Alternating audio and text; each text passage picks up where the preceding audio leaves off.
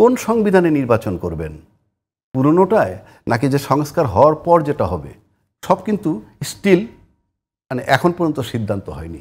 ক্ষমতা যদি ওয়েস্টার্ন ব্লকে দেখেন, ক্ষমতায় যাওয়ার পর তার চামড়া লুজ হয়, বাংলাদেশে রিভার্স, চেহারা সুন্দর হয়ে যায়, চামড়া লুজ, চামড়াটা আস্তে আস্তে টাইট হয়ে যায়। আপনি বাংলাদেশে এই পর্যন্ত দেখছেন কোনো রাষ্ট্রপতি, কোনো প্রধানমন্ত্রী রিজাইন করছে? এখন যারা ক্ষমতায় আছে তারা এই ক্ষমতায় আসবার জন্য 5 আগস্টের আগে যে আন্দোলন, যে রক্তক্ষয়, এগুলোর সঙ্গে এনারা কেউ ছিলেন না বা আশাও করেনি তারা ক্ষমতায় আসবে। আরেকটা বিষয় যে বর্তমানে সরকারই চাচ্ছে না এই মুহূর্তে ক্ষমতা ছাড়তে। শুনেন, আপনি সব যে প্ল্যান করে করতে পারবেন এমন কোনো বিধান নাই। আমি দেখছি যে একজনের এনজিওগ্রাম করছে, এনজিওগ্রাম করার পর যখন দেখার পর ভাবলো এই অপারেশনটা করতে ঘন্টা 3 লাগতে পারে। এনজিওগ্রাম থেকে কিন্তু প্ল্যানটা করে, কিন্তু অপারেশন করতে গিয়ে দেখে ইট ইজ টেকিং 4, 5, 7 আওয়ার্স। তার মানে পরবর্তী মুহূর্ত আপনার জন্য কি আসতেছে আপনি আমি তা জানি না। আমরা মুখে যতই বলি এই রুমটায় বসে আমার পিছনে কি আছে আমি কিন্তু জানি না। একটা মানুষ 60 বছর বাতাসের মধ্যে থেকে বাতাস দেখে না, প্রশ্ন করতে পারেন বাতাস আবার দেখা যায় নাকি?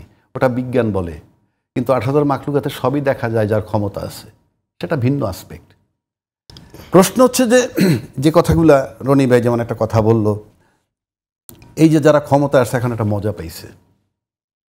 ক্ষমতাটা কিন্তু দায়িত্বশীল লোকের জন্য মজার নয়, দায়িত্বের। আপনি ক্ষমতা যদি ওয়েস্টার্ন ব্লকে দেখেন, ক্ষমতায় যাওয়ার পর তার চামড়া লুজ হয়, বাংলাদেশে রিভার্স, চেহারা সুন্দর হয়ে যায়, চামড়াটা আস্তে আস্তে টাইট হয়ে যায়। তো that is the basic difference. আপনি যদি মনে করেন যে ওইভাবে চিন্তা করবেন, আপনি বাংলাদেশে এই পর্যন্ত দেখছেন কোনো রাষ্ট্রপতি, কোনো প্রধানমন্ত্রী রিজাইন করছে? করেনি। বাট উন্নত বিশ্বে বহু আছে, উনি চুন থেকে পান খসলে রিজাইন করে, বিকজ এটা তাদের দায়িত্ববোধ। কিন্তু আমরা তো ইউনূস সরকারের প্রতি ওইরকম আশাই ছিল যে তাই বলছি আমি। এখন ইউনূস সরকারের প্রতি সেই দাবি তো সবারই ছিল, আশা ছিল সবার। উনি দেবতা না, ইউনূস সাহেব অনেক কিছু, উনি নোবেল বিজয় করছেন, ইয়ে করছেন, ভালো মানুষ হতে পারেন, কিন্তু দেবতা তো না, ভুল তো তার হতেই পারে। কিন্তু প্রশ্ন হচ্ছে, আমি রনিবেকে একটা প্রশ্ন করি, যদি যে আজকে যে সরকারটা 5ই আগস্ট অন্তত যে সরকারকে সবাই সহযোগিতা করছে, কোনো ডাউট নাই, 5ই আগস্টে এই সরকারকে তো সবাই সহযোগিতা, 8ই আগস্ট থেকে 8ই আগস্টে হইল, 5ই আগস্টের পরে এই সমস্ত রাজনীতিবিদগুলো কিন্তু বিগত 12 বছর আওয়ামী লীগের বিরোধিতা করছে, তাকে ক্ষমতাচ্যুত করার জন্য আন্দোলন, শুধু বিরোধী আন্দোলন করছে, ওই তো আন্দোলন করছে, বিরোধিতা করছে, সব কিছু করছে। তা সত্ত্বেও সে 15 বছর ক্ষমতায় ছিল। আপনি বিরোধিতা করা সত্ত্বেও 15 বছর ক্ষমতায় ছিল, আর সহযোগিতা করা সত্ত্বেও সে 12 মাসে তালমাতাল। মানে আমি বুঝাইতে চাচ্ছি এটা কোন সহযোগিতার নমুনাটা কি? আপনি সহযোগিতা করে 12 মাস রাখতে পারতেছেন না, সব এলোমেলো হয়ে যেতেছে। আর 12 বছর বিরোধিতা করছেন যাদের, তারা 15 বছর কমফোর্টেবলি ক্ষমতায় রয়েছে। এতে যে মানুষ মার্চেটা সেগুলো এখন ইম্যাটেরিয়াল হয়ে গেছে। এখন আপনি আসেন যে নির্বাচন চায়, কেন চায়, যারা চায় তারা কেন চায়, যারা চায় না তারা কেন চায় না, কিংবা এই যে পিয়ার পদ্ধতি সেটা পরে আসছি। নির্বাচনে যারা চাচ্ছে অপরাধ না, নির্বাচন চাওয়া একেবারেই অপরাধ না গণতান্ত্রিক দেশে। আপনি গণতান্ত্রিক প্রক্রিয়ায় ক্ষমতায় থাকবেন, এটাই স্বাভাবিক। কিন্তু আপনি যে নির্বাচনটা চাচ্ছেন ক্ষমতায় যাওয়ার উদ্দেশ্যে, কিন্তু পাশাপাশি আপনার এই উদ্দেশ্যটাও থাকতে হবে যে আমি সুষ্ঠু নির্বাচনের মাধ্যমে ক্ষমতায় যাব, সুষ্ঠু নির্বাচনের মাধ্যমে ক্ষমতায় যাব, এই চাওয়াটাও থাকা উচিত। সেই চাওয়াটা কি নাই? সেটা বলছি। এখন সে চাওয়াটা আমি তো বলতে পারবো না, কিন্তু জামাত ইসলামের আমির বলতেছে দেশে এমন এই মানে এখন যে বর্তমান পরিস্থিতিতে কিসের নির্বাচন, তাহলে এই কোশ্চেন মার্কটা তো সে করছে। তারটা যদি আমি ধরি, সে তো মাঠে রাজনীতি করছে, আমি করতেছি না, সে তো করতেছে।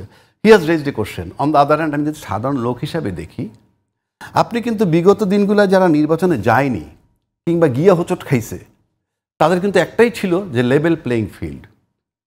লেভেল প্লেইং ফিল্ড কিন্তু বাংলাদেশের নির্বাচন সবসময় একটা বড় ইস্যু। এই লেভেল প্লেইং ফিল্ড নির্ধারণ করে কারা? নির্বাচন কমিশন নয়, রাজনৈতিক দলগুলো। বলতে মানুষ না, রাজনৈতিক দলগুলো তো লেভেল প্লেইং ফিল্ড চায়, কিন্তু ফিল্ডটাকে লেভেল প্লেইং ফিল্ড রাখার জন্য সরকারের দায়িত্ব থাকে, নির্বাচন কমিশনের দায়িত্ব থাকে, আলটিমেটলি গিয়া বর্তায় প্রশাসনের উপরে। কারণ নির্বাচন কমিশনের নিজস্ব লোক নাই, তারা কিন্তু ওই প্রশাসনগুলো তাদের অধীনে যায়। এই প্রশাসন দীর্ঘ 3টা নির্বাচনের পিছনের 8 বাদ দিলাম, 14, 18, 24-এ লেভেল প্লেইং ফিল্ড দিতে পারেনি, যার জন্য নির্বাচন মানে পারফেক্ট হয় নাই, যায় নাই, অংশগ্রহণ করে না, ইত্যাদি ইত্যাদি। আজকে কি সেই লেভেল প্লেইং ফিল্ড নিশ্চিত হয়ে গেছে? সেই একই প্রশাসনের অধীনে আজকে কি লেভেল প্লেইং ফিল্ড নিশ্চিত হয়ে গেছে? মানে আমরা যারা নির্বাচনটা চাচ্ছি লেভেল প্লেইং ফিল্ড নিশ্চিত, তারা কি বলতে পারছে? আজ পর্যন্ত কোনো রাজনীতি বলতেছে ইয়েস দেশে এখন একটা অবাধ, সুষ্ঠু, নিরপেক্ষ নির্বাচন দেওয়ার মতো এবং লেভেল প্লেইং ফিল্ড নিশ্চিত আছে এবং একটা নির্বাচন দেয়া যায়, এটা কি কেউ বলতে পারতেছে এখন পর্যন্ত? 1 নম্বর প্রশ্ন। দ্বিতীয় প্রশ্ন হচ্ছে যে নির্বাচন বিরোধী আমি নই, কিন্তু এই নির্বাচনটাকে এনশিওর করার জন্য যে পরিবেশটা সেটা আছে কোথায়? 1। 2, লন্ডনে যে একটা আলাপ হইলো, যেটা ফেব্রুয়ারি মাসে নির্বাচন দেওয়ার একটা সিদ্ধান্ত নিয়ে আসলো, সম্প্রতি নির্বাচন প্রথম সপ্তাহে কিছু টার্মস অ্যান্ড কন্ডিশন আছে, এর ভিতরে কতগুলো জিনিস, এর অগ্রগতির দৃশ্যমান হতে হবে, সেটা সবাই জানে, ওটা নিয়ে শর্ত। কিন্তু নির্বাচন কমিশন সম্প্রতি বলে ফেললো আমরা ফেব্রুয়ারি থেকে এপ্রিলের মধ্যে নির্বাচন দেওয়ার জন্য প্রস্তুতি নিচ্ছি। এটা কিন্তু বলছে নির্বাচন কমিশন না, সরকার প্রধান একটা যৌথ বিবৃতিতে বললেন যে যদি বিচার এবং সংস্কার একটা জায়গা মতো যায় তাহলে আমরা প্রথমার্ধে নির্বাচন দিব। রাজ্জাকি ভাই, তাহলে বিষয়টা হলো এরকম, দেখেন, সরকার প্রধান যদি নির্বাচন কমিশনকে সেই তাগিদটা দিতেন যে আমি একটা যৌথ বিবৃতি দিয়ে এসছি, সেটা প্রকাশ্য গণমাধ্যমে গেছে, সবাই জেনে গেছে, তো এইটার ভিতরেই থাকা উচিত অন্তপক্ষে ঘোষণা, তখন যদি সরকার প্রধানের অধীনেই তো নির্বাচন কমিশন, নাকি নির্বাচন কমিশন আলাদা বডি?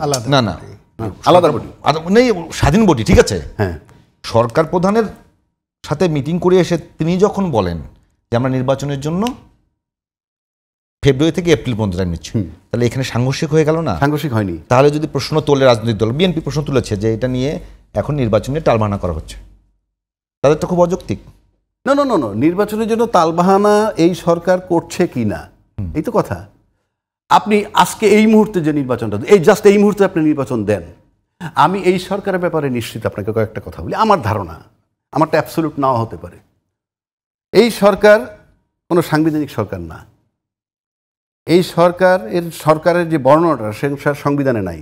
তিনি অন্তর্বর্তীকালীন সরকার, সংবিধানে নাই। সংবিধানে 2টো সরকার আছে, একটা হলো সংসদ প্রতিনিধি নির্বাচনের মাধ্যমে, আর একটা হলো তত্ত্বাবধায়ক সরকার। এই অন্তর্বর্তীকালীন সরকার সংবিধানে নাই এবং তার কোনো কমিটমেন্ট নাই, তার কোনো মেয়াদ নাই, কিন্তু উনি একটা মেয়াদ বহু আগে দিয়ে দিছেন, ডিসেম্বর থেকে জুন এর ভিতরে উনি নির্বাচন দিয়ে চলে যাবেন। সেখানে আবার কথা আছে, বলছে অল্প সংস্কার চাইলে ডিসেম্বরে, বেশি চাইলে জুনে। এখন ডিসেম্বর থেকে ফেব্রুয়ারির মাঝামাঝি সময় মাত্র 1.5 মাস, তাহলে কোন সংস্কারে যাচ্ছে? কোন সংস্কারে যাচ্ছে? ডিসেম্বরে তো নির্বাচন দেওয়ার কথা যদি অল্প চায়, কিন্তু সেখানে ফেব্রুয়ারি 15 যদি নির্বাচন হয়, তরকারির খাতে ধরে নেই, তাহলে এই ফেব্রুয়ারি 15 পর্যন্ত কোনটা হবে? অল্পের একটু বেশি। অল্পের একটু বেশি। আচ্ছা, 2 নম্বর আসেন, মানে এগুলো কিন্তু আমাকে প্রশ্ন। 2 নম্বর হচ্ছে আপনি কোন সংবিধানে নির্বাচন করবেন, পুরনোটায় নাকি যে সংস্কার হওয়ার পর যেটা হবে? সব কিন্তু স্টিল মানে এখন পর্যন্ত সিদ্ধান্ত হয়নি।